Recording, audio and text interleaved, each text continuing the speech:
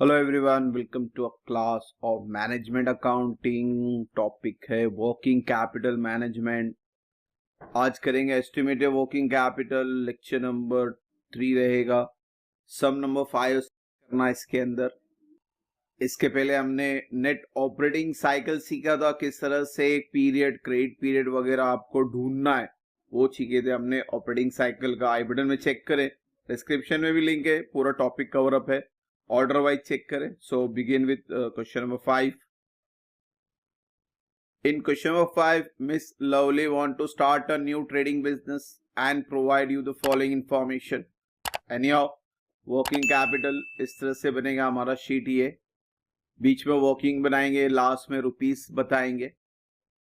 Projected annual sales दिया हुआ है 15 lakh. Expect that sale and purchase will evenly spread throughout the year.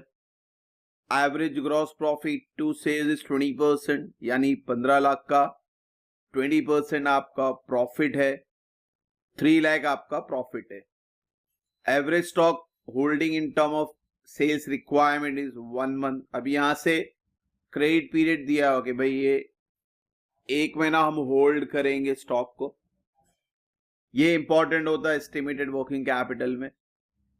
फिर credit period debtor के लिए 2 महीना है, क्रेडिटर के लिए 1 महीना है।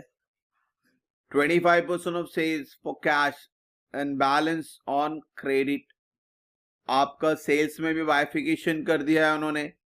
कैश सेल्स 25% है और 75% उधार है।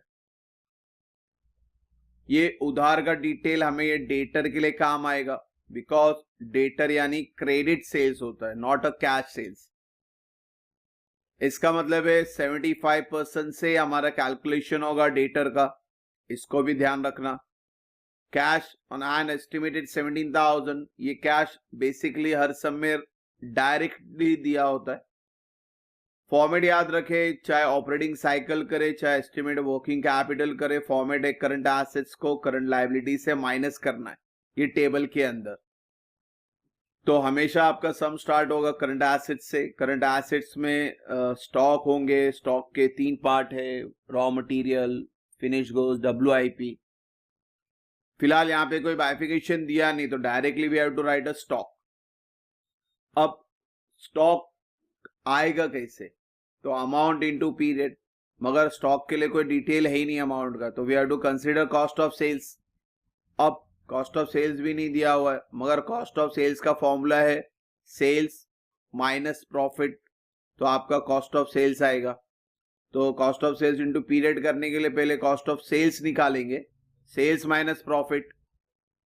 सेल्स दिया हुआ है 15 लाख, प्रॉफिट बोला था 20%, यानी 15 लाख का 20% 3 लाख, तो आपका कॉस्ट ऑफ सेल्स है 12 लाख।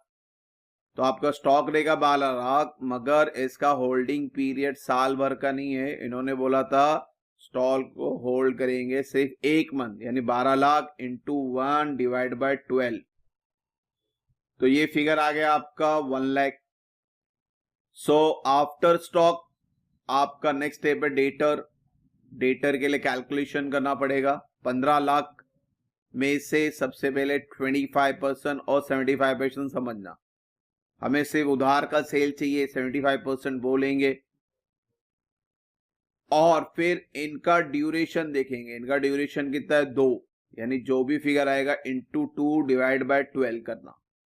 तो आपका डेटर का जो कलेक्शन पीरियड है वो है 1,87,500, 2 महीने में। तो यहां लिखेंगे कैश डायरेक्टली दिया हुआ है 17,000। एसेट्स हो गए, अभी तीनों प्लस कर दें तो 269, यानी 3,04,500। फिर लाइबिलिटी ले लेते हैं। लाइबिलिटी में तो एक ही अपना क्रेडिटर है। क्रेडिटर के लिए भी सेम फॉर्मूला लगेगा, cost of sales into period. ये याद रखे, रॉ मटेरियल का जो फॉर्मूला रहता है सेम रहता है क्रेडिटर के लिए भी।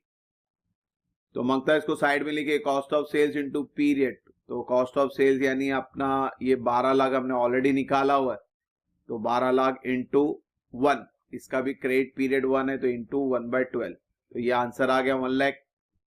आप सिंपली दोनों को क्या कर देंगे? माइनस कर देंगे, तो आपका एस्टिमेटेड वर्किंग कैपिटल आ जाएगा 2,04,500।